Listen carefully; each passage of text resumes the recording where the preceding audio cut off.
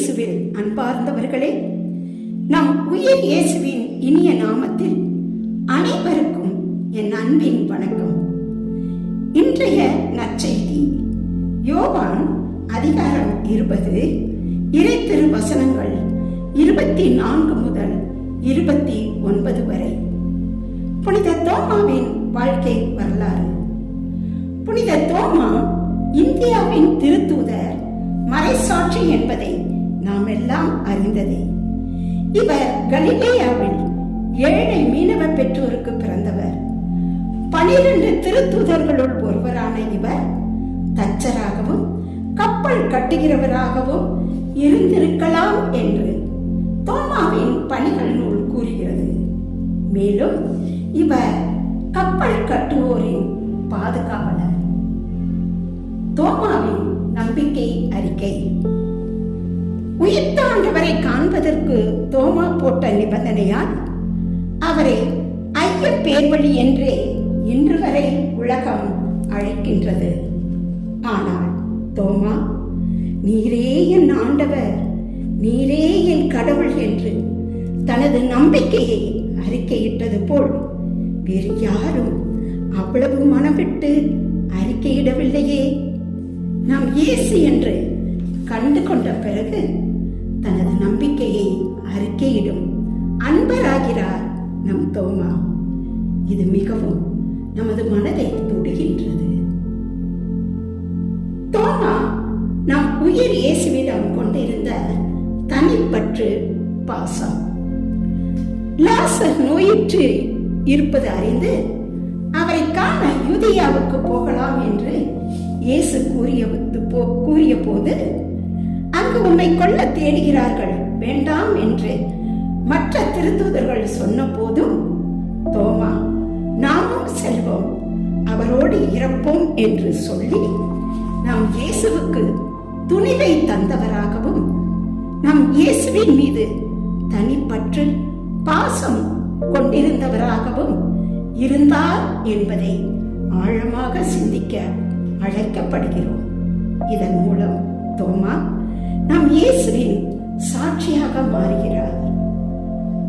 நம் புனித தோமா எதையும் சரியாக, முழுமையாக, விளக்கமாக அறிந்து நம்புபவர். உங்களுக்காக இடம் ஏற்பாடு செய்ய போகிறேன் என்று கூறிய நம் இயேசு, நான் போகும் இடத்துக்கு வழி உங்களுக்கு தெரியும் என்றார். எல்லோரும் அமைதியாக கேட்டுக்கொண்டிருந்தார்கள். தோமாதான், நீ எங்கே போகிறீர் என்றே எங்களுக்கு தெரியாது, அப்படி இருக்க நீர் போகும் இடத்துக்கான வழியை நாங்கள் எப்படி தெரிந்து கொள்ள இயலும் என்றார். உடனே இயேசு அவரிடம், வழியும் உண்மையும் வாழ்வும் நானே, என் வழியாய் அன்றி எவரும் தந்தையிடம் வருவதில்லை என்று கூறினார். இதன் மூலம் நம் புனித தோமா எதையும் சரியாக, முழுமையாக, விளக்கமாக அறிந்து நம்புபவர் என்று அறிந்து கொள்கிறோம்.